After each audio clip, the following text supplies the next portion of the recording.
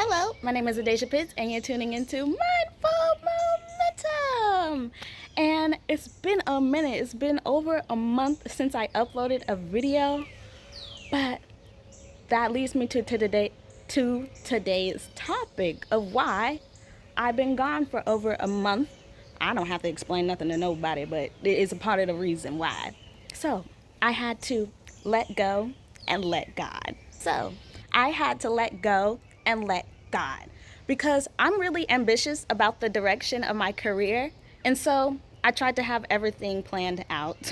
When life is unexpected and not everything is in God's will, that yeah. Still, with my passion, my spontaneous passion didn't have a steady road to travel.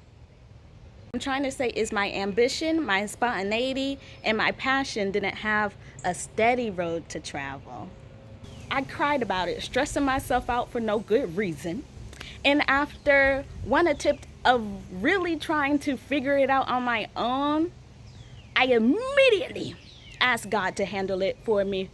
And I'm glad to be in a space of keeping my childlike faith and not letting my pride and ego getting in the way of asking God to handle it for me, cause that's what he wants us to do anyways. Ask him, like, should I do this or this or that? Like, go down the road less traveled and the most steady, and it's let God drive the boat and look at the scenery. You might get impatient. I know I did. I got impatient sometimes. I got frustrated, but I brought my feelings to God and still let him drive, because I'm not finna get out and go do it on my own and have to face another lesson.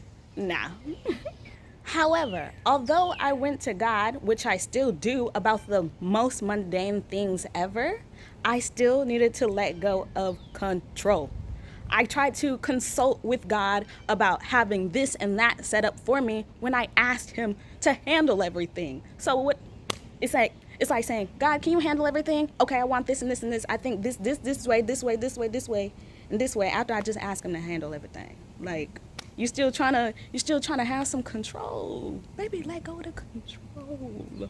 So I was open about letting go and letting God, but still my flesh and mind was used to some type of control, and so it took a while to figure that out.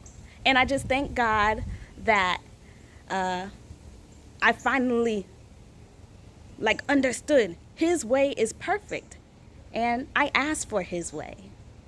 So, as I mentioned before, I would get impatient and frustrated, but I also had this mature level thinking, like this high spiritual mature level thinking, that God won't lead me astray, which is true. And I just imagine him setting up a gift for me, and me letting my impatience get the best of me, and me just deciding to go do my own thing, which would eventually delay my blessing and my miracle. But if I had just held on a little more, then he would have finally gave me the next command of what I should do.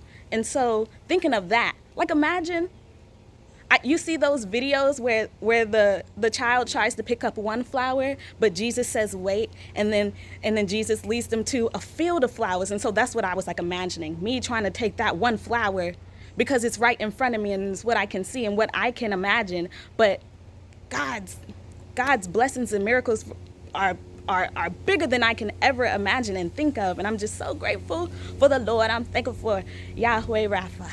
So I just kept coming to him with my impatience and letting it flow.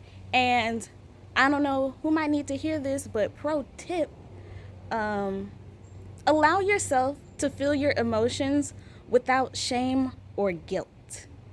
Okay? And let it flow through you rather than letting it swell up inside. Yeah.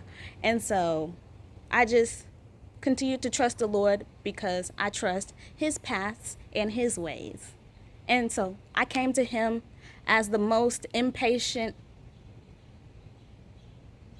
daughter that was still going to be patient because I allowed the impatience to flow through me. Because can't let nothing dispel my joy. Manage your heart well and let nothing dispel your joy. That's what he told me.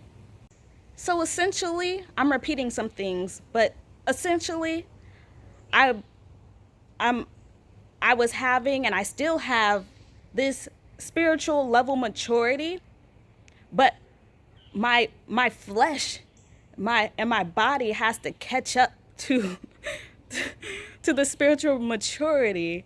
And so it's trippy being in between the spiritual maturity and human logic, but I will not ground my faith in the worldly.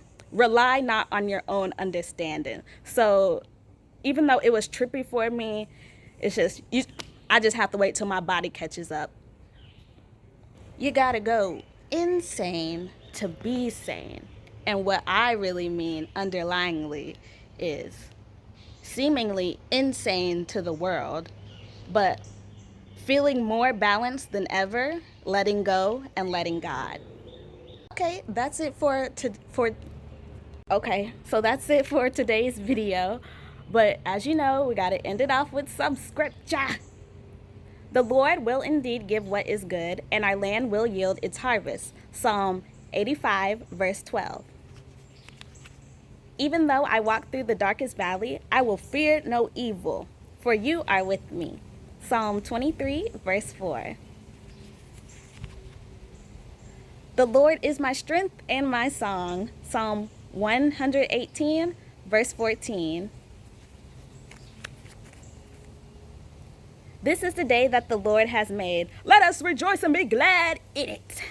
Psalm 118, verse 24. Okay, that's really it now. Y'all have a